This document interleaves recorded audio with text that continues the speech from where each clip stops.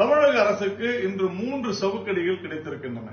ஒன்று, சென்னை உயர்நீதிமன்றத்தில் டாஸ்மாக் நிறுவனம் மற்றும் தமிழக அரசு தொடர்ந்த ஒரு வழக்கில் அவர்கள் அளித்திருந்த மனுவில் அமலாக்கத்துறை டாஸ்மாக் நிறுவனத்தின் மீது செய்த சோதனை தவறானது, சட்டவிரோதமானது என்று கொடுத்த அந்த செய்திருந்த மனுவின் மீது இன்று தீர்ப்பளித்திருக்கிறது சென்னை உயர்நீதிமன்றம்.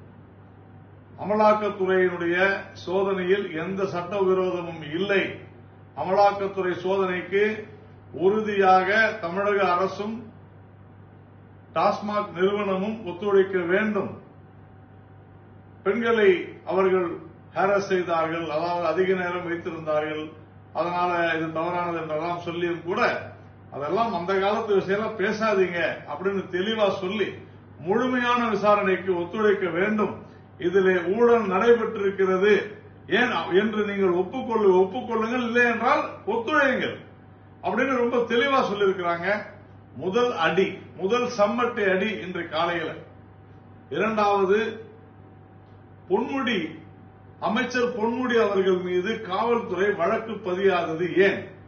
அமைச்சர் பொன்முடி இந்து சமயங்களை கேவலப்படுத்தி இழிவுபடுத்தி பேசியிருக்கிறார், இந்துக்களுடைய மனம் புண்படும்படி பேசியிருக்கிறார் என்று சொல்லி அவர் இந்து சமயங்களுடைய மிக முக்கிய அடையாளங்களான திருநீரையும் நாமத்தையும், வைணவர்கள் அணியும் நாமத்தையும் விலைமாதர்களோடு ஒப்பிட்டு பேசியிருப்பது என்பது கடும் கண்டனத்துக்குரியது என்று சொல்லி, இதில் முகாந்திரம் இல்லை என்று காவல்துறை சொல்வது உண்மையிலேயே அதிர்ச்சி அளிக்கிறது என்று சொல்லியிருக்கிறார். அமைச்சர் என்பதற்காக காவல்துறை புகார் பதிவு செய்யவில்லை என்று சொல்லியிருப்பது வெட்கக்கேடான விஷயம்.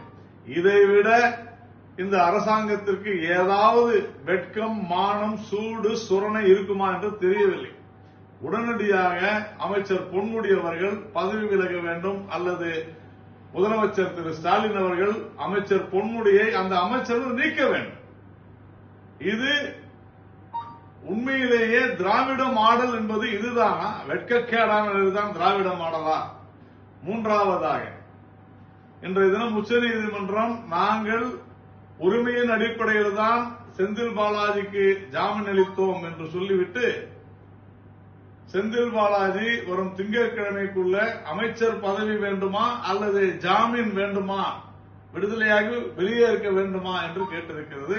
திங்கட்கிழமைக்குள் முடிவு செய்ய வேண்டும் சொல்லியிருக்கிறது. சிறிதள வேணும் நீதிமன்றங்களின் மீது நம்பிக்கை இருக்குமானால் முதலமைச்சர் ஸ்டாலின் அவர்கள் பொன்முடியை பதவியை விட்டு தூக்க வேண்டும், செந்தில் பாலாஜியை அமைச்சரவை விட்டு நீக்க வேண்டும். டாஸ்மாகில் நடந்திருக்கக்கூடிய அத்துணை குளறுபடிகளும், முறைகேடுகளுக்கும், ஊழல்களுக்கும் காரணம் யார் என்பதை வெளிப்படையாக முதலமைச்சர் சொல்ல வேண்டும். இல்லை என்று சொன்னால் இந்த அரசாங்கத்திற்கு, திராவிட மாடலுக்கு வெட்கம் இல்லை, மானம் இல்லை, சூடு இல்லை, சுரணை இல்லை என்றுதான் பொருள். இன்னும் ஒரு வருடத்தில் வரக்கூடிய தேர்தல்களுக்கான அச்சாரம் தான் உங்களுடைய அரசு வீழும்.